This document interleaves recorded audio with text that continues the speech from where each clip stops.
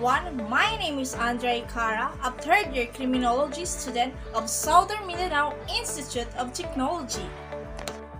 So for today's video, we will tackle about the executive department and powers of the president. Executive power, it is the power to enforce and administer the laws. Second, the executive power is vested in the President of the Philippines, Article 7, Section 1. Qualification, natural-born citizen. Second, a registered voter. Third, able to read and write. Fourth, at least 40 years of age on the day of election. Last, resident of the Philippines for almost 10 years immediately preceding the election.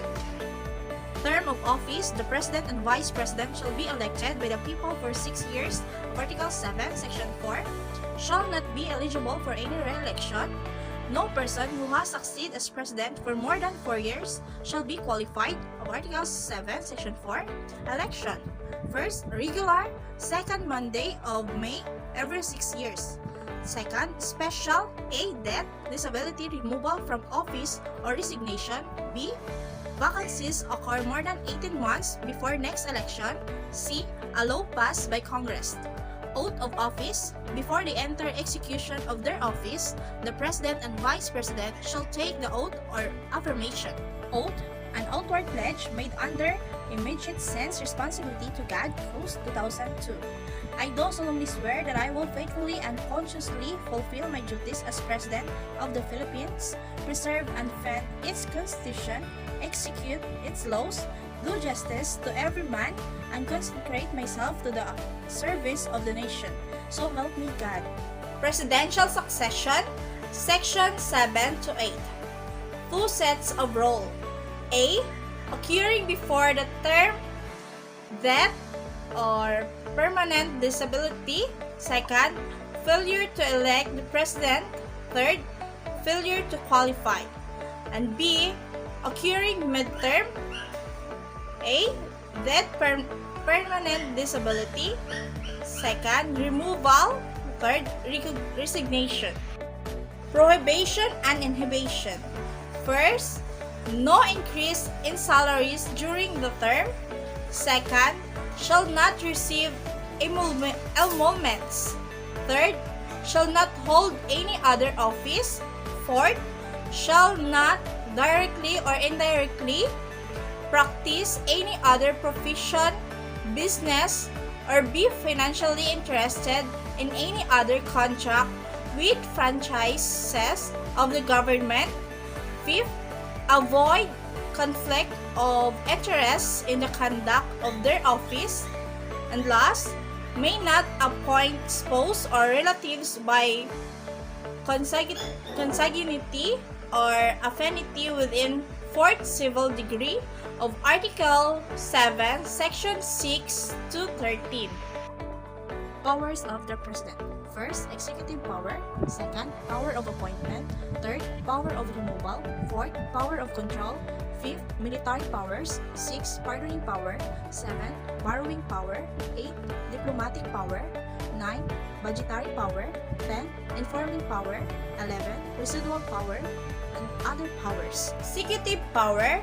President shall have the control of all executive departments, bureaus, and offices.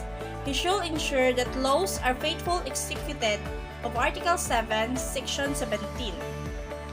Until and unless a law is declared unconstitutional, the President has a duty to execute it regardless of his doubts as to its validity. Faithful execution clause. Power of office. Selection by the authority vested with the power of one individual who is to exercise the function of a given office. Kinds of presidential. Appointment, Section 15. First, appointment may be by an acting president. Second, midnight appointment. Third, regular presidential appointment. And last, ad interim appointment. Powers of appointment. Appointments requiring the consents of the Commission's appointments. A. Heads of executive departments except Vice President. B. Ambassadors and other public ministers. and consuls. C. Officers of the AFP from the rank of colonel or naval captain. D. Officers whose appointments are vested in him by the Constitution. So the appointment without need of CA confirmation, those vested by the Constitution and the President alone. Appointments that are not otherwise provided by law, those authorized by law to appoint. Officers lower in rank whose appointment is vested by the law in the President alone. Not all cabinet members, however, are subject to confirmation of the Commission on Appointments. According to the Commission of Appointments website, the following need confirmation in order to assume their post. First, Executive Secretary. Second, Secretary of Agrarian Reform. Third, Secretary of Agriculture. Fourth, Secretary of Budget and Management. Fifth, Secretary of Education. Sixth, Secretary of Energy. Seventh, Secretary of Environment and Natural Resources. 8th, Secretary of Finance. 9th, Secretary of Foreign Affairs. 10th, Secretary of Health. 11th, Secretary of Justice. 12th, Secretary of Labor and Employment. 13th, Secretary of National Defense. 14th, Secretary of Public Works and Highways. 15th, Secretary of Science and Technology. 16th, Secretary of Social Welfare and Development. 17th, Secretary of the Interior and Local Government. 18th, Secretary of Trade and Industry. 19th, Secretary of Transportation and Communications. 20th, Secretary of Tourism. 21, Commission of Higher Education. 22, Director General of National Economic and Development. Power of removal. General rule. This power is implied from the power to appoint crews. Exception. Those appointed by the hymn of the Constitution prescribe certain methods for separation from public service. Power of control. Control the power of an officer to alter, modify, nullify, or set aside what subordinate officer had done in the performance of his duties and to substitute the judgment of the former for that of the later. Supervision. Overseeing or the power of authority of an officer to see that subordinate officer performance their duties.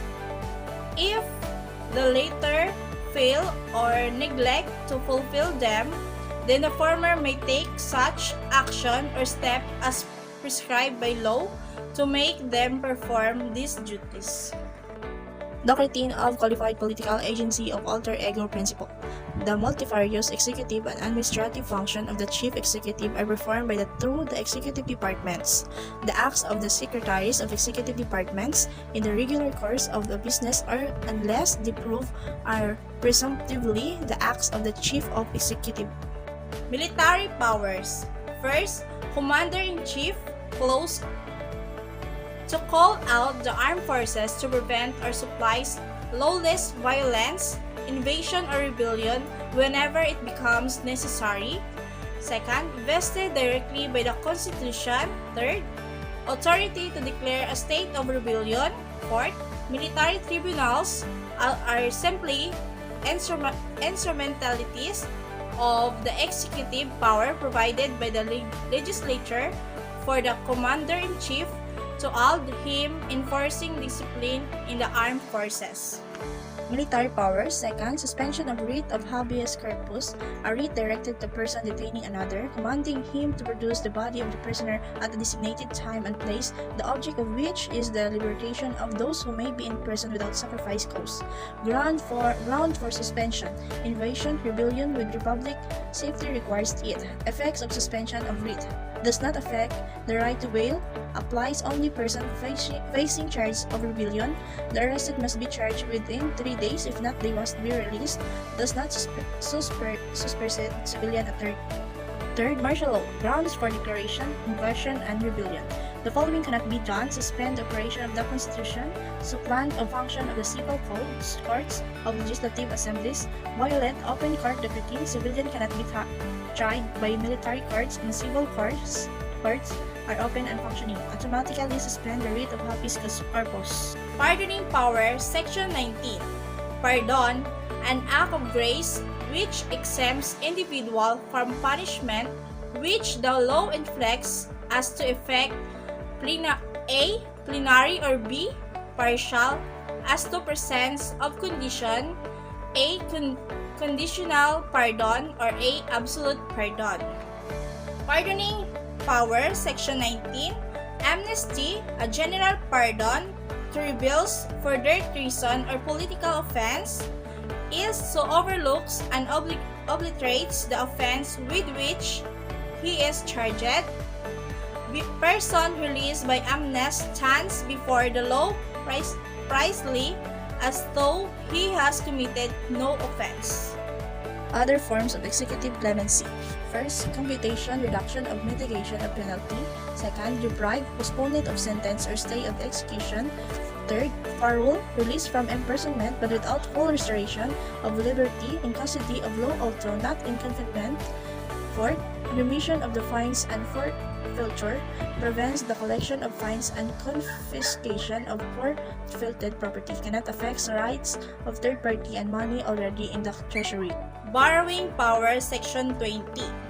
The President may contract or guarantee foreign loans on behalf of the Republic with the concurrence of the Monetary Board, subject to such limitation as may be provided by law. The Monetary Board shall submit to the Congress report on laws within 30 days from the end of every quarter. Diplomatic power, Section 21. No treaty or international agreement shall be valid and effective unless concurred in by at least 2 or 3 of all the members of Senate. The power of ratify is vested in the President, subject to the concurrence of a Senate. Other foreign affairs power: A. Power to make treaties. B. The power to appoint ambassador, public minister, and consuls. C. Power to receive ambassador and other public minister. D. Deportation power. Statutory power. Within 30 days, the opening of every regular session, President shall submit to Congress a budget or expenditures and sources of financing including receipts from existing and proposed revenue measure. Congress may not increase the appropriation recommended by the President for the operation of the government as specified in the budget. Informing power. The President shall address Congress at the opening of its regular session. He may also appear before it any other time. The information may be needed for basis of legislation clause.